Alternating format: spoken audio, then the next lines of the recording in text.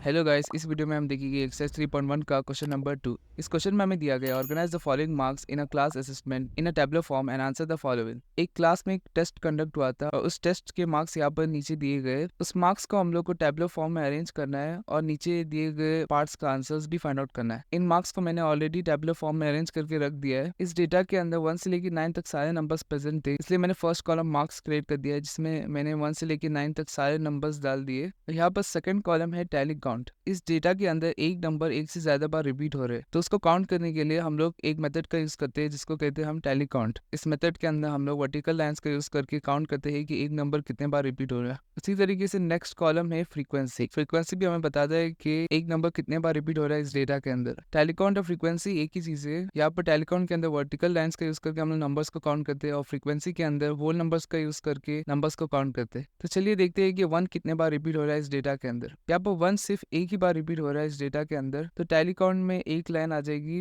उसी तरीके से फ्रीक्वेंसी में आ जाएगा 1। चलिए देखते हैं कि 2 कितने बार रिपीट हो रहा है। इस डेटा के अंदर 2 दो बार रिपीट हो रहा है, फर्स्ट यहाँ पर और सेकंड यहाँ पर। तो टैली काउंट में 2 लाइंस आ जाएगी। उसी तरीके से फ्रीक्वेंसी आ जाएगा 2। नेक्स्ट हम देखेंगे कि 5 कितने बार रिपीट हो रहा है। यहाँ पर 5 रिपीट हो रहा है 1 2 3 4 5। 5 बार रिपीट हो रहा है, तो हम टैली काउंट में लिखेंगे 1 2 3 4 और फिफ्थ काउंट को लिखने के लिए हम एक डायगोनल लाइन ड्रॉ कर देंगे। तो इस तरीके से हम टैली काउंट के जरिए नंबर्स को काउंट करते हैं। अगर इस डेटा के अंदर और एक 5 प्रेजेंट होता तो यहाँ पर हम 5 के बाद और एक एक्स्ट्रा लाइन ड्रॉ कर देते, तो यहाँ पर फ्रीक्वेंसी भी आ जाएगी 5। उसी तरीके से बाकी नंबर्स की भी टैली काउंट और फ्रीक्वेंसी आ जाएगी। चलिए इन पार्ट्स के आंसर्स फाइंड आउट करते हैं। यहाँ पर फर्स्ट पार्ट में दिया गया है which number is the highest. तो इस डेटा के अंदर हाईएस्ट नंबर था 9, तो हमारा आंसर आ जाएगा 9। नेक्स्ट पार्ट में दिया गया विच नंबर इज लोएस्ट। तो इस डेटा के अंदर लोएस्ट नंबर था 1, तो हमारा आंसर आ जाएगा 1। नेक्स्ट पार्ट में हमें फाइंड आउट करना है range of data. Range equal होता है highest value minus lowest value. तो यहाँ पर इस डेटा के अंदर हाईएस्ट वैल्यू थी 9 और लोएस्ट वैल्यू थी 1, तो इन दोनों को सब्ट्रैक्ट कर देंगे हम, तो हमें मिल जाएगा रेंज। तो यहाँ पर 9 - 1 इक्वल टू हो जाएगा 8 के। यहाँ पर हमें रेंज मिल जाएगा 8। नेक्स्ट पार्ट में हमें अरिथमेटिक मीन फाइंड आउट करना है, यानी एवरेज। यहाँ पर इस क्वेश्चन के अंदर मीन का फॉर्मूला हो जाएगा sum of marks divided by number